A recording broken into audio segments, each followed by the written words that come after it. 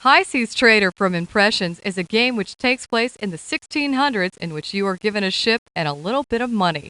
You must then set out to make as much money as possible. Just to soothe the consciences of gamers who aren't unmitigated capitalists, there is actually a story.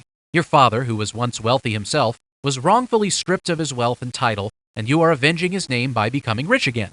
You are now abdicated from any feelings of greed. You begin by deciding which nationality you want to be, since politics play a role in this game. Whether or not a port of call is friendly depends on which countries are at war at that time, and the political landscape is always changing. This was a nice touch to the game. Instead of just giving you free reign around the world, you actually have to take more into consideration than just prices at the ports. Trading commodities is the focus of High Seas Trader, and it's made very simple since all of the information you need is kept automatically in journals and logs.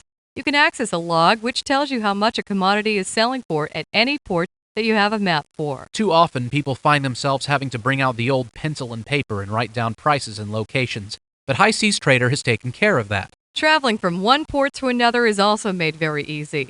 All you have to do is buy a map for a certain section of the world and you can sail to any port on that map. You also gain price information for these ports, but sailing there is simply a matter of placing a series of waypoints that your ship will follow and you're off. To further simplify things, you can sail the ship yourself or be a real-life manager and have your first mate do it for you. If you decide to sail the ship yourself, however, it will take some time to get from place to place. The first mate function is basically a time compression feature which gets you there quickly. You do get interrupted if a storm or pirates come your way. Speaking of pirates, there are plenty in High Seas Trader. They're always attacking you between ports, and I actually got attacked once while I was just outside a port. Pirates are not your most ethical bad guys. That's okay, because you can show them no mercy and never feel a twinge of guilt. All you do is line up the enemy ship in the middle of your screen and fire. I know that this was probably an accurate simulation of the use of cannon fire in the 1600s, but it gets kinda boring in the 1990s. If you get close enough, you can board the enemy ship as well as be boarded. I was, however, very disappointed with the way boarding was executed.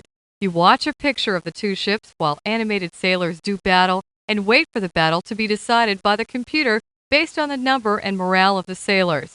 It's quick and easy, but it totally takes the player out of the action. If this is all there is to fighting pirates, give them the friggin' ocean. Stopping them is too boring. The real action is in taking care of your ship and trading commodities. There are places you travel to in each port in order to perform tasks like hiring the people to man your ship.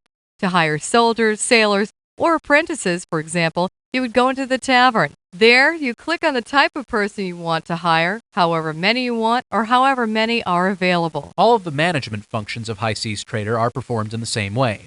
If you want to repair or outfit your ship, you go to the docks.